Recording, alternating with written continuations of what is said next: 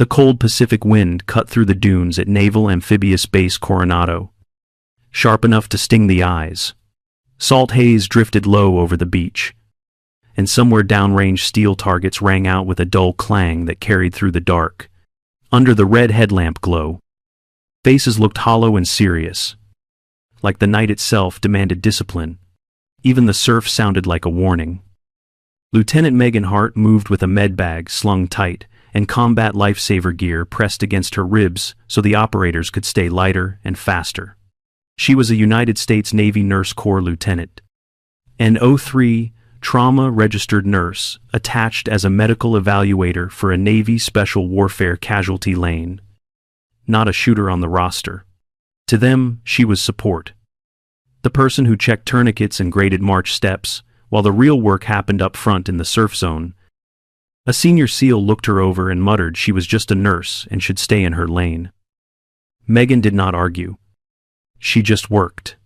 Her hands found a tourniquet strap and tightened it once.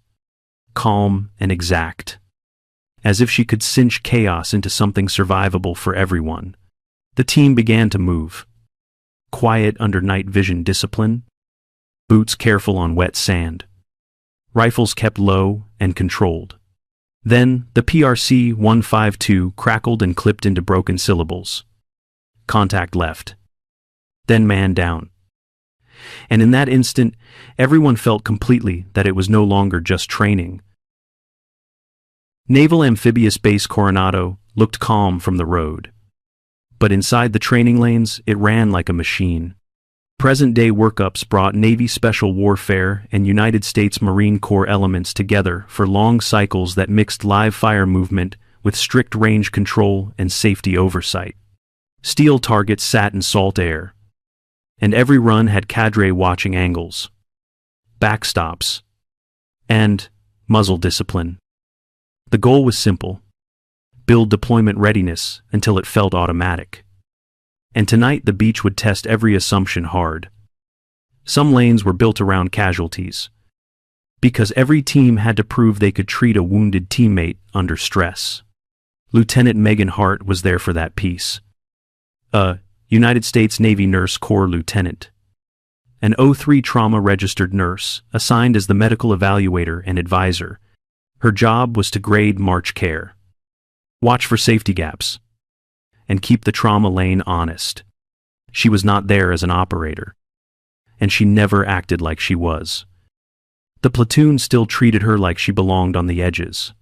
They used mom when they had to, but most of the time they spoke around her as if she was a clipboard with boots.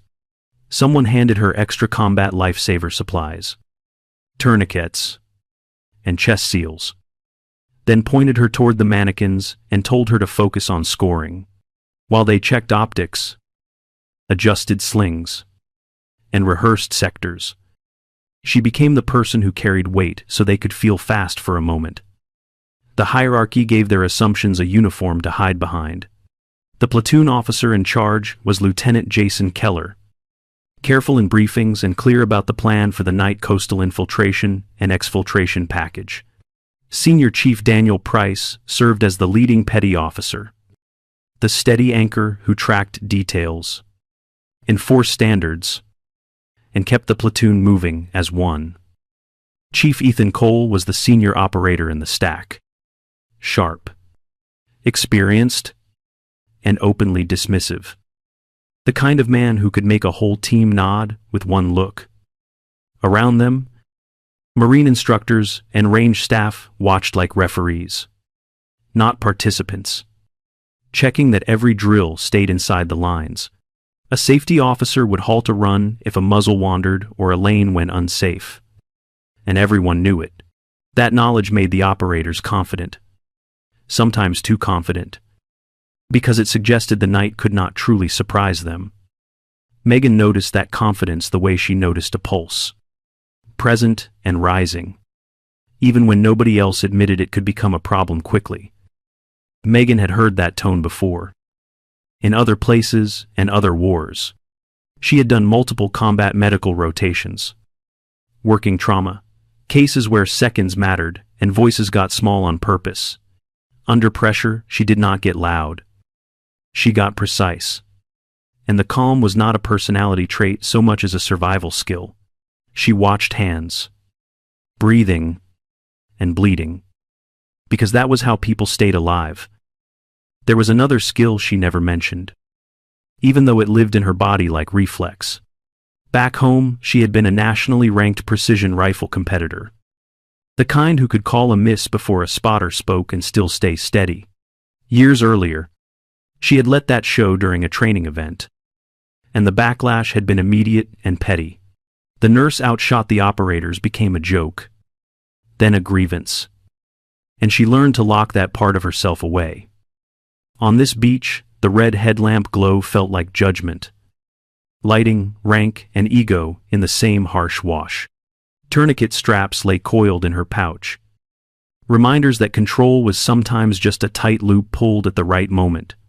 Salt spray gathered on lenses and optics, blurring the world in a way that matched the platoon's bias about her place. Megan did not fight it with speeches. She just kept preparing, because she knew the night would eventually demand proof. The lane started the way it always did, with disciplined whispers and almost no light. Just the faint red headlamp glow, kept low and shielded. Most faces were hidden behind night vision, and the beach turned into a narrow tunnel of sand, surf, and quiet breathing. Range control and safety cadre stayed in the background, close enough to stop a run if something went unsafe, but far enough to let the platoon work. Lieutenant Jason Keller led the movement with a steady pace, and Senior Chief Daniel Price floated behind the line, counting bodies and watching angles. Chief Ethan Cole stayed near the front, confident and sharp, acting like nothing could touch them inside a controlled exercise. Lieutenant Megan Hart trailed with her med bag and extra combat lifesaver supplies, ready to grade March care if the lane produced another training casualty. They were only a few minutes into the coastal movement when something felt wrong. Not dramatic, just off by a fraction. A crack echoed from the left, too hard and too clean for a blank. And the sound did not match the expected timing from the lane staff. For a beat, everyone froze. And then the reality settled in. This was either an unknown, armed intruder near the edge of the training area, or an unauthorized live round event. And it was close. The first call came fast and low. Contact left. And the whole platoon reacted in the same breath. They got small, dropped into what cover the dunes offered, and tried to make the beach stop being flat. Another voice pushed for sectors, and the line compressed into a shallow draw that suddenly felt like a trap. The angle bad and the skyline too exposed. A kill zone feel without anyone saying the words. The point man took the hit first and went down hard, turning from a moving silhouette into a shape that did not rise. Lieutenant Keller shifted toward him and caught a sting of impact or blast effect. Nothing that dropped him, but enough to punch the air from his lungs and steal a second of clean command. Senior Chief Price filled the gap immediately, snapping the platoon back into structure and restoring sectors and fires with the steady urgency of someone who had done it before. Radio traffic on the PRC 152 started to stack and smear together, not failing, just degrading, as bodies pressed into low ground and stress tightened every throat. Words arrived, clipped and half swallowed. Bearings and short warnings. Then a burst of static that made the beach feel even smaller. It sounded like order trying to survive inside chaos. And it was working only barely. Lieutenant Megan Hart moved the moment the point man dropped, dragging him by the kit into what cover she could find and using her body to shield his head from sand and stray grit. She started march without fanfare, going straight to massive hemorrhage control and then checking that he could still move air. Her hands calm, even as the night snapped around them. Chief Ethan Cole pushed his voice toward her again, telling her to stay in her lane. But Megan barely heard him, because her focus was already split between the casualty and the line of fire. As she cinched the tourniquet tight and sealed what needed sealing, She lifted her eyes and tracked the pattern of impacts along the sand. This was not random shooting. It was disciplined fire placed to control movement, to keep the platoon pinned and predictable. Megan realized the wound in front of her was only the first problem, and the real threat was the incoming fire that owned the beach. Lieutenant Megan Hart kept low behind the dune and finished what her hands had started. She slid a cat tourniquet higher and cinched it until the bleeding stopped. Then noted the time in her head because she would have to report it later. The sand was cold and wet, and she could feel the casualty shivering even through gear. She pulled an insulating layer from her kit and tucked it around the torso to slow heat loss. She moved to the chest next, quick and careful, and wiped away grit so the seal would stick. A vented chest seal went over the wound. Then her fingers checked for rise and fall as the surf boomed in the dark. She did not talk much, but her voice stayed steady when she told him to keep breathing and stay with her. The point was not comfort. It was function. One more minute bought at a time. Above them, the incoming shots kept snapping into the sand with a pattern that did not feel random. Whoever was firing was not spraying. They were controlling the draw, pinning heads down and freezing movement. Megan felt a tight anger flare, not at the shooter, but at the helpless geometry of it. In her mind, this was still medicine, because the next casualty would be created by that fire unless someone changed the problem. She looked down the line and saw Lieutenant Jason Keller trying to speak through pain and noise, while Senior Chief Daniel Price pulled the platoon back into sectors. Chief Ethan Cole was up, crouched and scanning, but the angle was wrong and the shooter had the advantage. Megan knew she was not there to be an operator, and she did not want anyone else's job.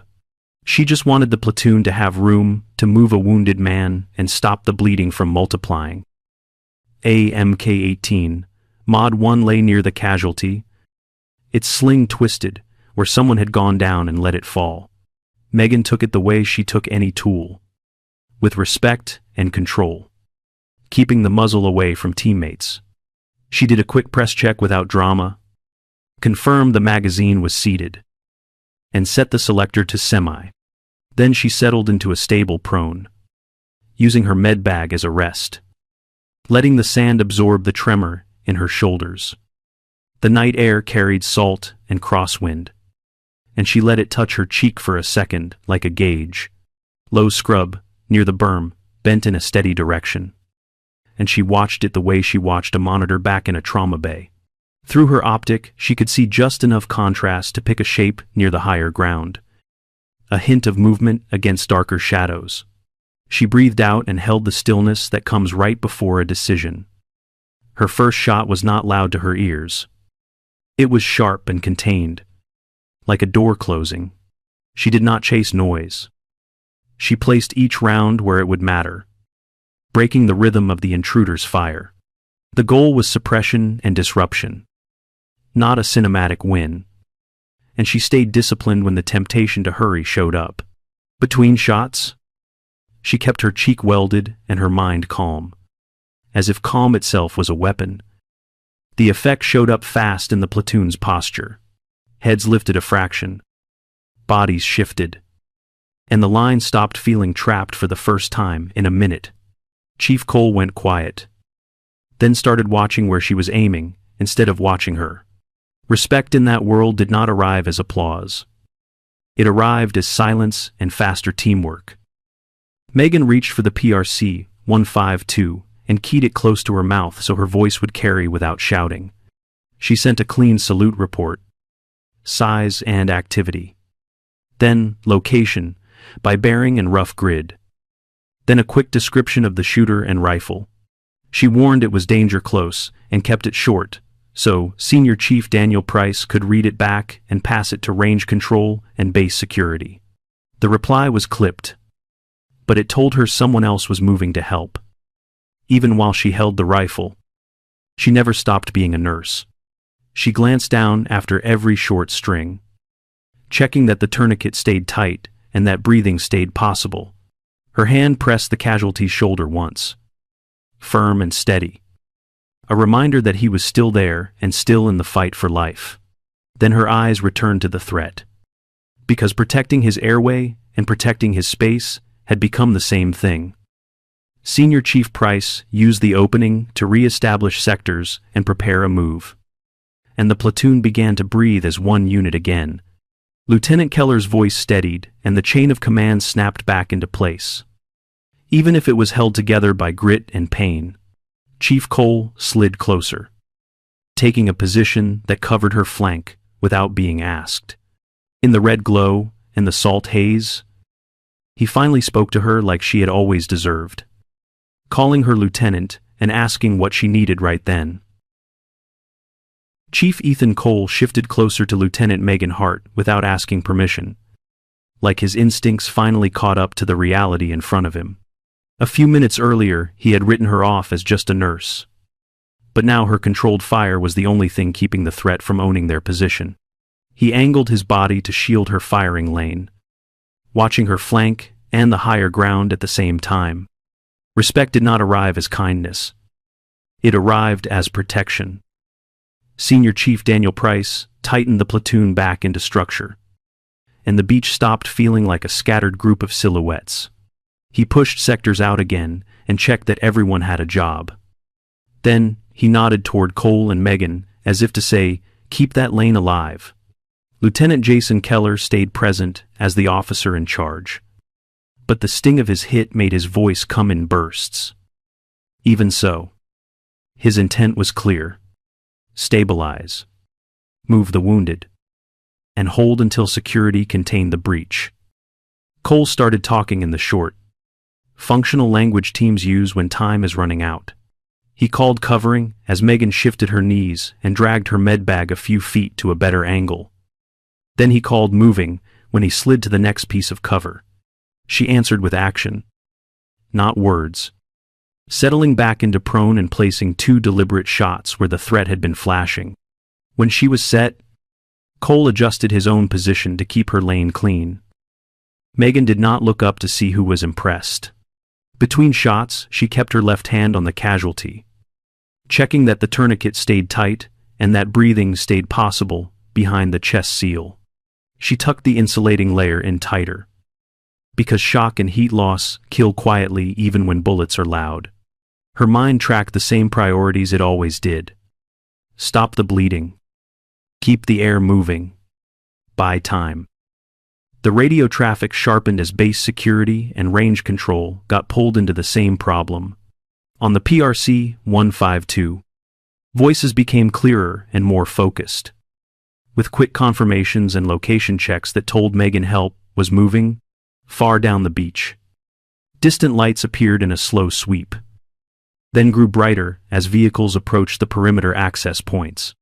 It was not a cavalry charge. It was a disciplined response, measured and real.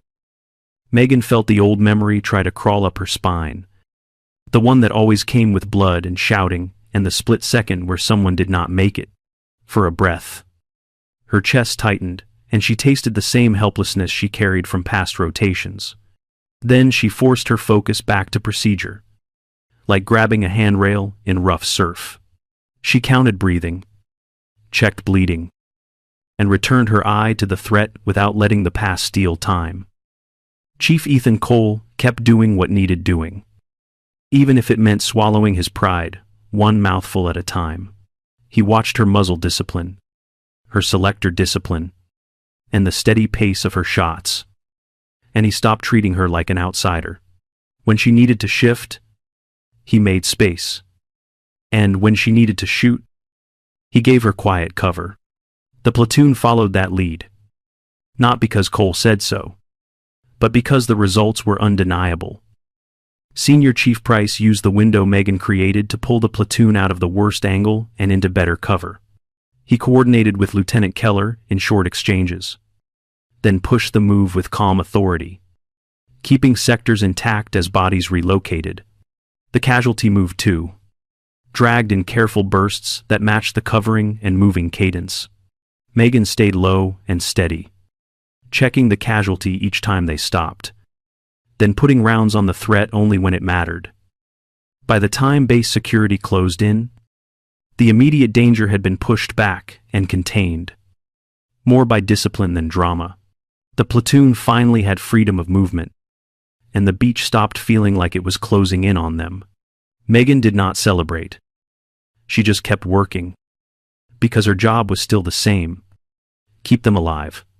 And in the dim red glow, the justice of the moment landed quietly.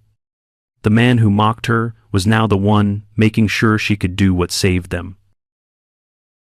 The debrief room was lit in red, the kind of light that makes everything look flat and tired. Wet gear sat in piles by the wall, and the air smelled like salt, sweat, and rubber gloves. Nobody talked much, because everyone could still hear the surf and the crack of live rounds in their head. The silence felt earned, not awkward. Lieutenant Jason Keller stood at the front with a towel around his neck and a bruise blooming under his collar. He did not raise his voice or decorate the story. He just walked through the sequence like an officer who knows details keep people alive. He noted what worked, what failed, and what had to change before the next run. Then he let the room hold one sentence. And he said plainly that if Lieutenant Megan Hart does not shoot tonight, they do not come home. It landed harder than any yelling would have. Head stayed down. Hands stayed still. And the room absorbed it the way sand absorbs blood. Quietly and completely. In that culture, respect is not a feeling. It is a result. You earn it with performance when things go bad. Not with rank, not with volume, not with swagger. Chief Ethan Cole pushed himself upright like he was carrying weight that had nothing to do with his kit. He faced Megan and kept his words short, because long apologies can sound like excuses. He addressed her correctly, calling her Lieutenant and Mom. And he said he was wrong. He did not ask for forgiveness. He just owned it and sat back down. Megan did not smile or take a victory lap, and that made her authority feel even more real. She kept her voice even and said she did what she did to keep people breathing and moving. Nothing more. She added that ugly possibilities are still possibilities, and planning for them is part of the job. The point was not to shame anyone. It was to make sure the next time the platoon had options sooner. When the room finally loosened, Megan set her med bag on the table like she was setting down the whole night. A tourniquet strap hung from the side, still gritty with sand, still ready to do its work again if it had to. The red light washed over it, and for the first time, nobody looked at it like it belonged to someone on the sidelines. They looked at it like a tool that had brought them home. What stuck with that platoon was not the adrenaline or the noise. It was the quiet lesson that came after. In high-stakes places, ego can get people hurt because it makes you underestimate the person standing next to you. Competence does the opposite. It gives you options. When options are running out, humility keeps those options open, because it lets you accept help from the most unexpected hands. Lieutenant Megan Hart did not turn into someone else that night, and she did not chase a new identity. She stayed a nurse, the kind who treats chaos like a problem you can work through one step at a time. She used calm procedures, clear communication, and controlled rifle fire the same way she used pressure and bandages, as tools to preserve life. She did not need applause. She needed the platoon to keep breathing and moving. That is why the little details matter when you think back on it. The red headlamp glow was judgment and hierarchy, lighting up who people thought mattered before the night proved anything. The tourniquet strap was control. A simple loop tightened at the right moment to make survival possible again. Salt on optics was bias. The film that clouds vision until reality wipes it clean, with results nobody can deny. It is easy to celebrate the loudest person in the room, or the most confident voice on the radio. It is harder, and more important, to respect the people whose work does not look heroic until the moment it saves you. Support roles like medical personnel carry weight most people never notice, and they do it without needing a spotlight. Value is not decided by swagger. It is decided by what someone does when everything goes sideways. In the end, the platoon learned her name, and that alone meant something. But the bigger change was quieter than that.